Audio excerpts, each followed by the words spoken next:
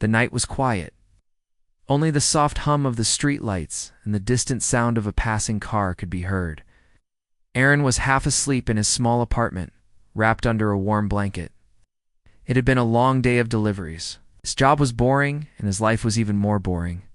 He wanted adventure, but never thought it would come in such a strange way.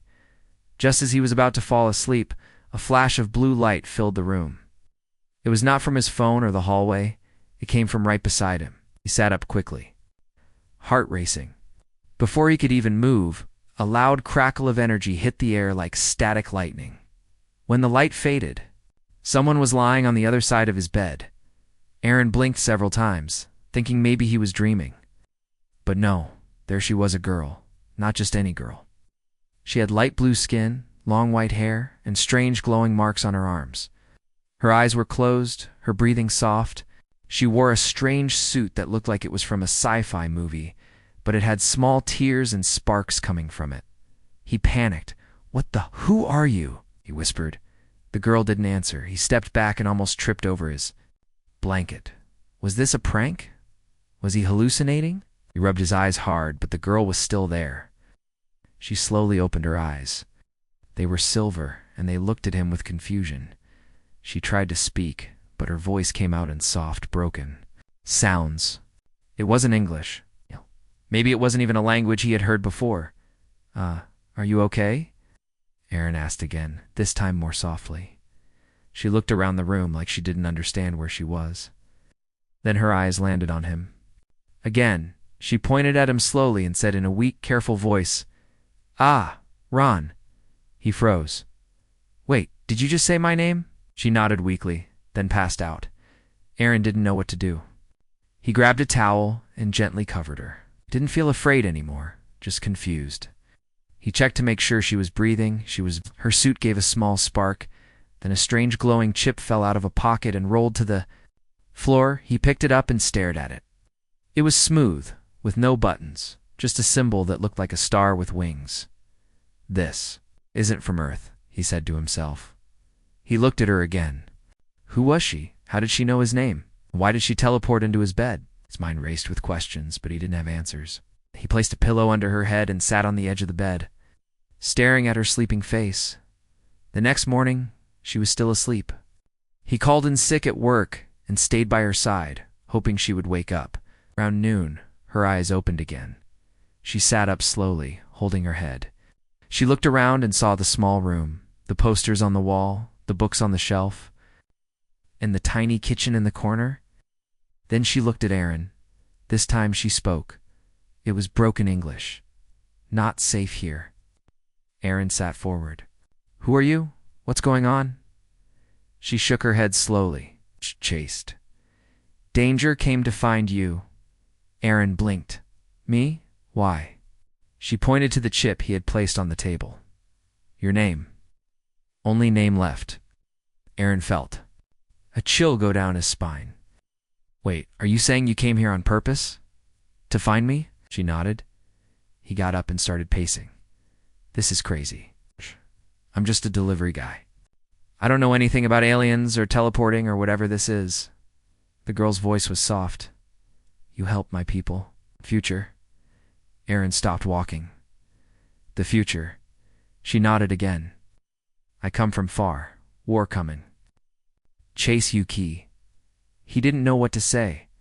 How could he be important in some alien war? He delivered food and groceries. That was it. No weapons, no training, just a small apartment and a quiet life. But the way she looked at him, there was trust in her eyes. She believed what she was saying. "Okay," he said finally. "What's your name?" She paused. Yeah. He smiled a little. "I'm Aaron." "Well, you already knew that, I guess." She gave a weak smile too. He made her some soup and helped her eat. She was still tired, but her strength was returning. He wrapped the chip in a cloth and placed it safely in a drawer. They spent the rest of the day trying to talk. It was hard. She didn't know many words, but she was learning fast. Aaron used drawings and hand signs. He learned that her world had been destroyed, and she escaped just in time. The rest was too complex for now. That night, she fell asleep on the couch. Aaron stayed awake, staring out the window. Something strange had started. He didn't know why she came or what future she had seen, but one thing was clear. His normal life was over, and everything was about to change. The next morning, the sun came through the small window and lit up the room. Aaron stretched and rubbed his eyes. For a moment, he thought maybe everything had been a dream. But when he turned his head, he saw Iya sleeping on the couch, covered in a blanket. It was real. A blue-skinned alien girl had teleported into his bed without warning. She knew his name. She came from a place far away, and now she was here in his small apartment, resting like she had always belonged. He got up quietly and made some breakfast. He didn't have much, just toast and eggs. He placed a plate near her and waited. After a few minutes, Esha woke up slowly and looked around. Her eyes were calmer now, less scared, more curious. "Good morning," Aaron said. Iwaya looked at the food, then at him. She tried to smile. "Thank you." "Welcome. You feeling better?" She nodded. Still tired, but better. Aaron sat across from her, watching her take slow bites. He had so many questions, but he didn't want to scare her. After a few minutes of silence, he spoke again. "Yeah. Last night, you said, I helped your people in the future?" She looked down and nodded. Double quotes, "How do you know that?" Iya tapped her suit gently, where a broken piece of tech used to be. "Seen it. Records your name." Last one. Last one," he repeated, confused. She thought for a moment, then grabbed the notebook Aaron had given her earlier. She drew 2 circles, one large and one small. In the small one, she wrote his name. Many others all crossed out. Only, "You left," she said. Aaron felt a chill. Left from what? Iya stared at the notebook. Then in soft words she said, "Big war. Time. Broken." He tried to understand. "You mean time travel?" She nodded again. Aaron leaned back in his chair. This was bigger than anything he had ever imagined. "So you're saying in the future there's a war? And somehow I helped stop it?" Ye nodded. "You say something, you stop weapon. Peace comes." He shook his head. "But I don't even know how to fight. I don't know aliens. Don't even like public speaking." EIA looked at him gently. "But you. Try, you care." He looked into her eyes and saw something strange. It wasn't just fear, it was hope. She believed in him, and she barely knew him. Suddenly, the lights in the apartment flickered. Aaron looked up. Weird. Yes, stood quickly. Her hand went to her belt where the chip had been. "They coming? What? Who's coming?" Moved to the window and looked up at the sky. Her eyes widened. "Tracers. Follow me. Dangerous." Aaron felt his heart race. "What do we do?" Ye pointed at a backpack near the door. "Run, hide." He grabbed a few things, water, food, the wrapped chip, and stuffed them inside.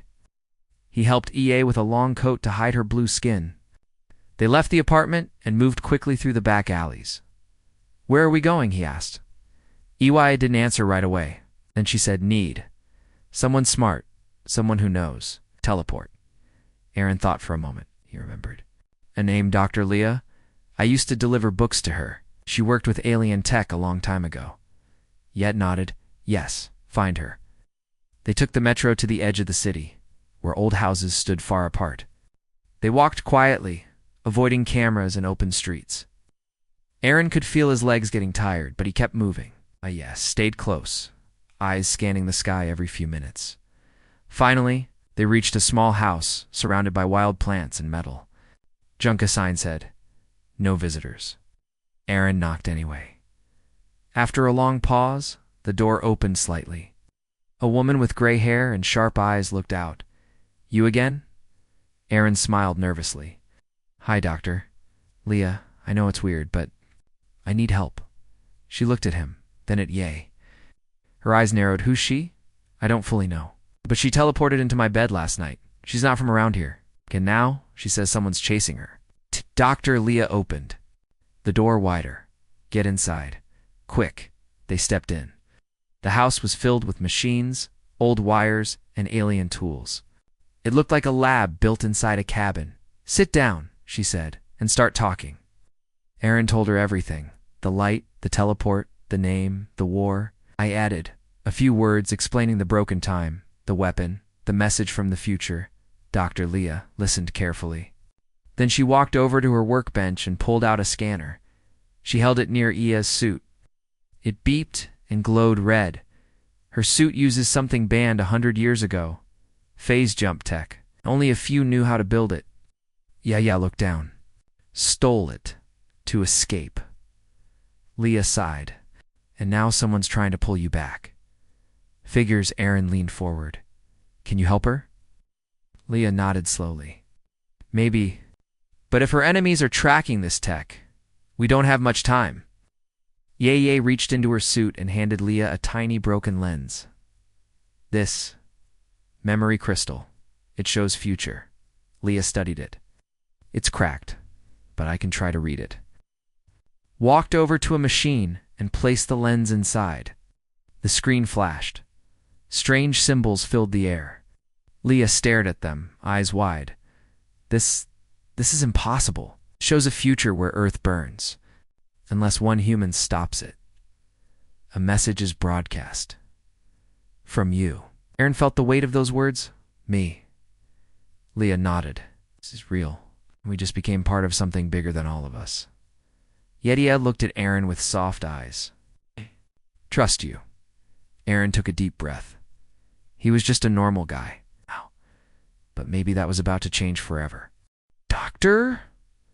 Leah stared at the glowing screen for a long time. Strange symbols floating above it moved slowly, like stars drifting in space. The memory crystal from Ia's suit was cracked, but it still held pieces of the future. Pieces that made no sense, yet also felt too real to ignore. Aaron stood beside her, his hands shaking slightly. He tried to read the screen, but the letters and shapes meant nothing to him. What does it say? He asked quietly. Dr. Leah turned toward him. Her voice was calm but serious. It's a message. From your future? Aaron frowned. What kind of message? She pointed to a few lines of code. There's a timestamp, 170 years ahead. In this possible future, Earth is under attack. A weapon is destroying entire systems. No one can stop it. Yes stepped closer. But someone does. One voice breaks the cycle. Aaron didn't speak. He just stared. Leah zoomed in on a fragment of the message. This part here shows an image. Holographic broadcast.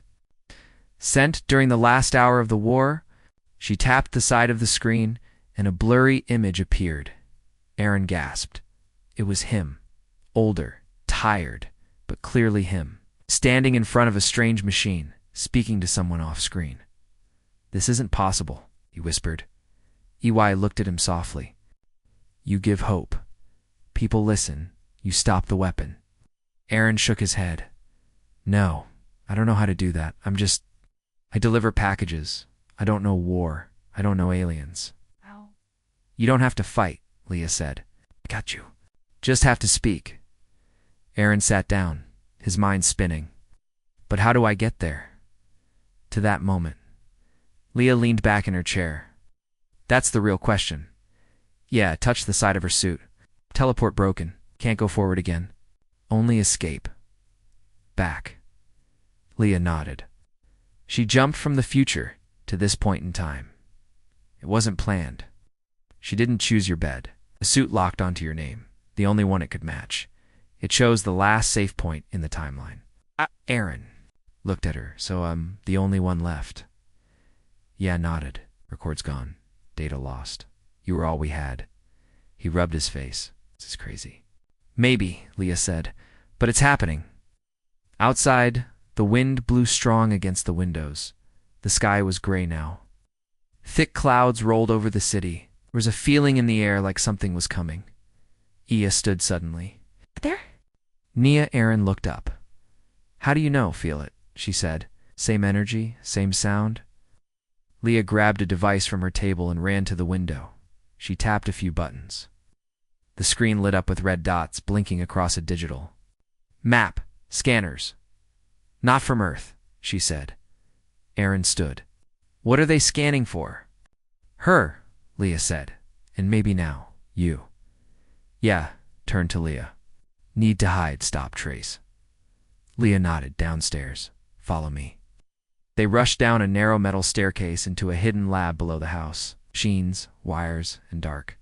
Monitors filled the room. Leah opened a metal door and stepped into a chamber lined with strange metal plates. This is a null-field room. It blocks most scans, she said. Stay here. Yeah, and Aaron stepped inside. The lights flickered once, then stabilized. Aaron sat on the floor, breathing hard. How long do we stay? Leah replied. As long as it takes. If they find you, they might erase the timeline before you ever get a chance to speak. Aaron looked at Aya. Why do they want to stop me? What am I to them? Ia's voice was soft. You end their control. Your words. Change minds. Aaron leaned his head against the wall. I wish I knew what to say. Aya reached into her suit and pulled out another broken piece of tech, a small square chip with a faint glow. This, she said, holds your voice. From future? Maybe, can fix it. Leah took the chip and studied it under a lens. It's damaged, but I might be able to recover something, maybe even part of the broadcast. She left the chamber to begin her work. Time passed slowly. Aaron and Ia sat in silence. She watched him with soft eyes, studying his face like she had known it for a long time. You are. Not what I expected, she said quietly.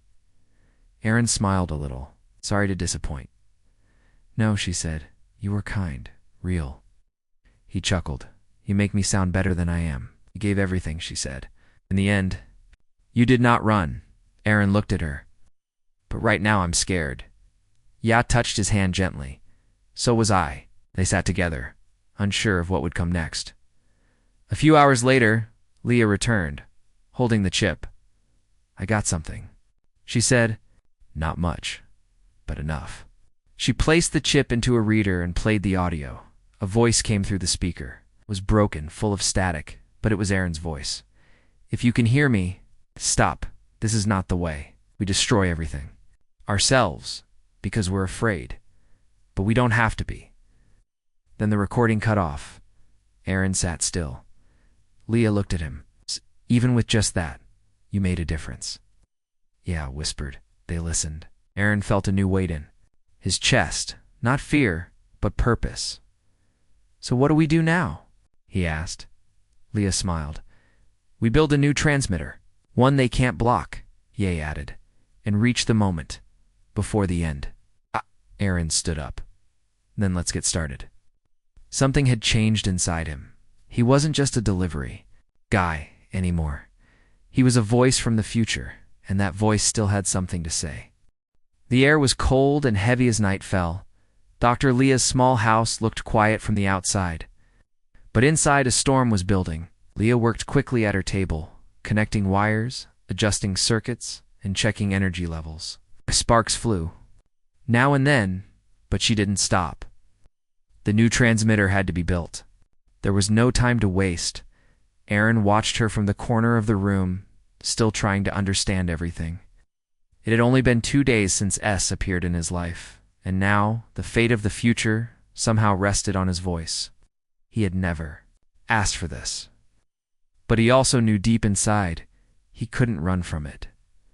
EYA stood beside him, her arms crossed and eyes focused.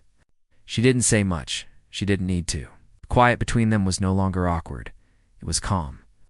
Like they both knew they had to face something big and they had to do it together. How's it going? Aaron asked Leah. Not fast enough, she replied.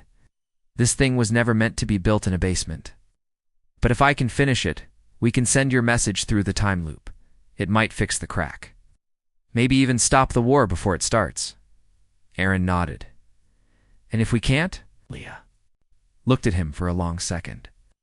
Then everything burns. Before he could reply, a loud thumping sound echoed above them, heavy and slow. Like footsteps, but not human. Yea's eyes widened. They're here. Leah rushed to the wall and checked a monitor. The red dots were back, more of them. This time, moving toward the house from different directions. They found you again. Aaron stood up, quickly. What do we do? Leah handed him a small silver device. This will power the transmitter once you're at the right location. Can't activate it here, it's not safe. Grabbed her small bag and pulled on her coat. We run. Where? Aaron asked. Deep tunnels. Ye said. Safe place. Hidden long ago. Leah pointed to a back door. Go. I'll stall them. What? Aaron turned to her. You can't stay here. Leah smiled. Someone has to keep them busy. I'm old, but not weak. Yeah, I nodded. She knows what to do. Aaron hesitated, then grabbed Leah's hand. Thank you. Make it count, she said. Aaron and Ia slipped out the back and into the darkness. The night was full of strange sounds. Quiet humming filled the air, like machines floating above them.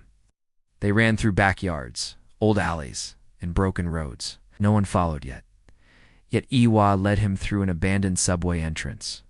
Vines covered the rails and the air smelled of dust and rust. They moved deeper and deeper until the noise of the world above faded away.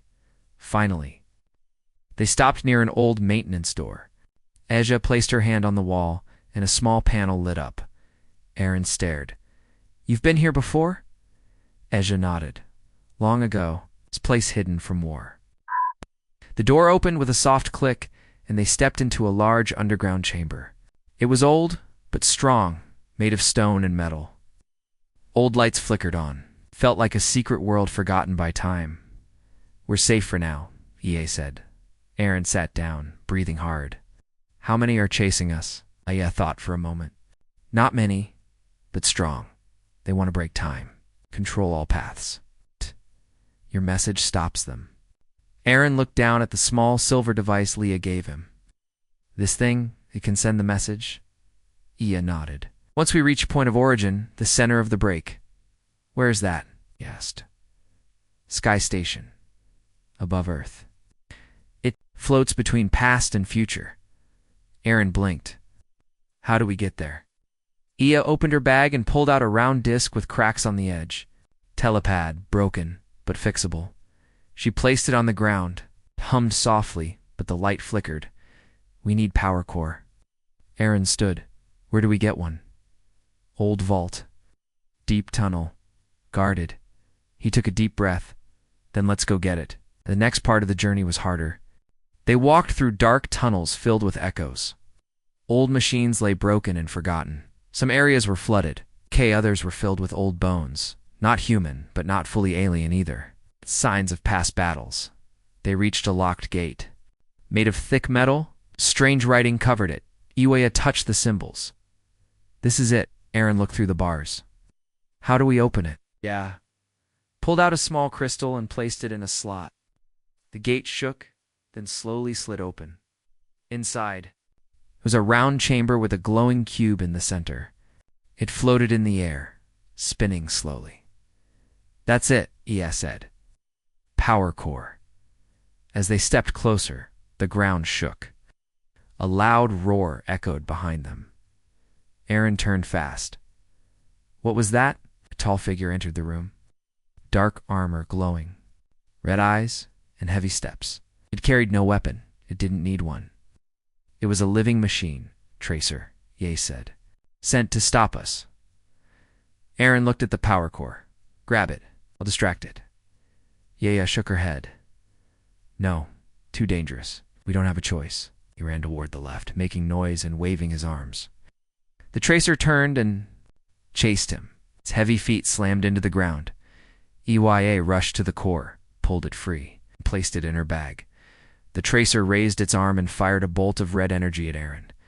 He dove behind a wall just in time. Yay, go, he shouted. She ran toward him, pulled him to his feet, and they both dashed out of the room. The gate started to close behind them. Just before it shut completely, the Tracer's hand reached through, but it was too late. The gate locked with a loud bang. They stood there breathing hard. You okay? She asked. Barely, Aaron said with a grin. EY looked at him with a mix of worry and admiration. Very brave. I was just scared, he said. Maybe brave too. They returned to the telepad and placed the power core inside. The cracks on the device began to heal. Lights glowed. It was ready. Ye looked at him. Next. Sky Station. Aaron looked up, even though there was only rock above him. Let's end this. Together they stood on the pad, and in a bright flash of blue light, they vanished. Light flashed all around them as Aaron and Ye disappeared from the underground chamber. For a few seconds, everything was silent and blue. Aaron couldn't feel his body. He floated in nothing, no weight, no sound. Only light. Then with a sudden jolt, they landed. Aaron stumbled forward, almost falling, but Aya caught him. They stood on a smooth white floor under a tall glass dome. Stars and planets moved slowly above them. Strange machines hummed around the walls and soft lights blinked like breathing. Where are we? Aaron asked, looking around in awe. Edia's voice was soft. Sky Station. They had arrived. This was the place between time, floating just above Earth's orbit, hidden from normal view. A place where timelines crossed and the future touched the past. It had once been a neutral zone for peace talks, but now it was broken and empty. Yeah, pointed to a tall tower at the center. Broadcast chamber. We send the message from there. I nodded. Then let's do it. They walked through the station, past broken signs and old holograms. The silence was deep, but not peaceful. I felt like the station had been waiting. For years, maybe centuries, for this moment. As they stepped into the central chamber, the lights flickered on by themselves.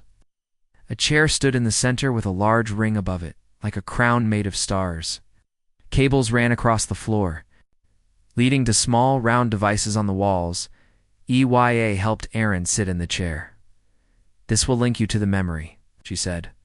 You'll see what you said. What changed the future? Aaron looked at her. But why can't we just play the old message? Yeah, sat across from him. The future changed when I escaped. Now the message must come from this moment. From your heart. Not just from a file. Aaron took a deep breath. Okay, I'll try. She placed the memory chip, the one Leah had repaired, into a small slot behind the chair. The ring above him began to spin slowly. A flash hit his eyes. Suddenly, he was standing in a different place. Not the Sky Station, not the past, not the future, but a memory. It was not his own. He saw a world on fire, giant ships firing at each other in orbit, cities falling, screams in the air. He saw Iya younger, scared, hiding with others. He saw leaders fighting, refusing to listen. He saw machines built to control time, burning everything when they failed. Then saw himself older, tired, standing before a crowd. Not a soldier, not a commander, just a man with a voice. He watched himself speak. If you can hear me, stop. This is not the way. We destroy ourselves because we are afraid of losing, afraid of being weak. But fear isn't strength, lightness is. People listened. Some turned off their weapons. Some began to cry. Others stepped away from war machines, and the future began to heal. Aaron blinked as the vision faded. He was back in the chair, shaking slightly. Ye was beside him, holding his hand. You saw it? He nodded. I did. You remember your words? He looked at the ring above. Not exactly, but I know what I need to say now. Aya handed him the silver device from Leah. We are ready. Aaron stood and walked to the center of the chamber. He placed the device on a pedestal, and the machines powered up. A light appeared in the air. A timer began to count down. Aaron looked at EA. She gave him a small nod. He took a deep breath. Then he began to speak. This message is for anyone who can hear it. Maybe you're in a ship. Maybe on a world that's dying. Maybe you're someone like me, just a normal person, who didn't ask to be part of this. But I'm here, and I want you to listen. We're not enemies because we're different. We're enemies because we choose to be, because someone told us to be, because we think that winning means someone else must lose. But I don't believe that anymore. I believe we can stop this. You don't have to fight. You don't have to destroy. You can choose to be better right now, right here. You can choose peace. The message ended. The machines blinked. The ring spun faster. The sky outside the dome began to shift. Light and shadows moved across the walls. Iwa looked around. It's working. Then alarms began to beep. Red lights flashed. Aaron turned. What's happening? Ia ran to the control panel. They found us. Tracers, one ship maybe. More, coming fast. Aaron looked at the message machine. Is it sent? Ya nodded. But they don't want it to stay sent. A deep voice echoed through the station, robotic and cold. Transmission detected. Erase source. Red beam fired through the dome, hitting the side wall and shaking the whole station. Aaron and Ia fell to the floor. We have to get out. She shouted double quotes where... She grabbed the telepad and placed it on the floor. One more jump. To safety. What about the station? Yeah, looked at him. This place will fall. But the message... already gone. The room shook again. More beams fired from the enemy ship. Aaron stood with her. Let's go. He stepped on the telepad. A soft glow surrounded them. EYA looked at him with gentle eyes. You did it. Words change the future. Aaron gave a small smile. I hope so. And in one final burst of light, they vanished again. The light faded slowly. Aaron opened his eyes and found himself standing in a quiet forest. Tall trees surrounded them. Sunlight passed through the leaves, dancing on the ground. 8 birds chirped. The air smelled clean and fresh. They had made it. Yay stood beside him, breathing hard but steady. Her clothes were torn, and her skin had small burns, but she was alive. Aaron looked around in confusion. Where are we? He asked. EYA looked up at the trees. Safe zone. Hidden pocket. Outside time. Aaron raised an eyebrow. Outside time. EYA nodded. Only few places like this. Very old. Touched. By war or machines. He sat on a nearby rock, still trying to understand everything that had happened. Just days ago, he was a delivery man with a quiet life. Now he had sent a message across time, a message that could change the galaxy. The message work? He asked softly. Iwaya sat across from him, her silver eyes calm. We'll know soon. Time needs to settle. They stayed there for a while, letting their bodies and minds rest. The forest gave them peace. No alarms, no enemy ships, no rushing, just wind and light. After a while, Aaron asked, what happens now? Yeah, thought for a moment. If message reached. The future is changing, but we must return to see. Return where? He asked. To my time, she said. The real future, not broken one. Your words healed the loop. We'll find peace. Aaron looked down. And if they didn't? Ya gave a soft smile.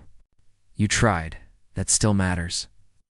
She reached into her bag and pulled out the telepad again. Only one jump left. Aaron stood slowly. Then let's find out. They placed their hands together on the telepad. The glow returned, softer. This time, like the light itself, was gentle now, not rushing in a moment. The forest disappeared. They landed in a place that looked almost the same, but the sky was different. Brighter, cleaner. Large towers stood around them, shining silver with green. Gardens on their roofs. Ships flew above quietly with no sounds of war. People walked below, smiling, talking, laughing. No panic. No weapons. Just life. EYA gasped. We did it. Aaron looked around in awe. This is beautiful. A large screen on a nearby building played a video. It was his message. The same one he had recorded in the sky station. His voice echoed through the city. People watched. Some clapped. Some placed hands over their hearts. His words had not been erased. They had been heard. A young alien boy walked past them, holding a flower. When he saw Ye, he stopped and smiled. You're back, Ye. Blinked. You know me? The boy nodded. You saved us. The stories say you found the one who spoke. Aaron was quiet. EYA looked at him. You're remembered. They walked through the city together. Statues stood in the center plaza, not of warriors, but of thinkers, builders, speakers. Among them, a new one had just been added. A statue of Aaron, not as a soldier, not as a hero, but simply as a man holding a message. Yeah, took his hand. Your voice was the light. Aaron laughed softly. I didn't feel like light. I felt lost. But even lost people can shine, she said. They reached a building filled with knowledge. Books, crystals, screens, a place of learning. Aaron saw something that made him stop, a hologram of his face. It told his story. Aaron, the man who came from the past. He reminded us that peace was still a choice. He turned to Iya. So, this is the future you wanted to save. She nodded. Yes. And now, it's real. What about you? He asked. What happens to you now? Yaya looked up at the sky. I was from a broken future, but now I have a new one. Aaron smiled. Do you still need me? She looked into his eyes. I always did, not because of the message, but because of who you are. Aaron felt something in his chest, not fear this time, but warmth. He didn't need to be a leader or a fighter.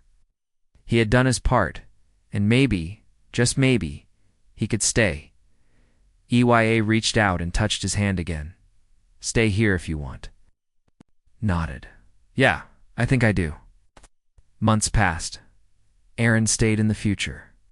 He learned about their ways, their stories, their hopes. He helped rebuild bridges between species, not with orders or machines, but with words. He and EA worked together. Side by side, they planted trees where battlefields once stood. They taught children that peace was possible, even when the past said otherwise. One night, Aaron stood on a balcony, looking up at the stars. Yaha joined him, silent at first, thinking about home. She asked. No, he said. I think I found it. Yes smiled. He looked at her and said, Thank you for crashing into my bed. She laughed. I didn't mean to. Glad you did. Day.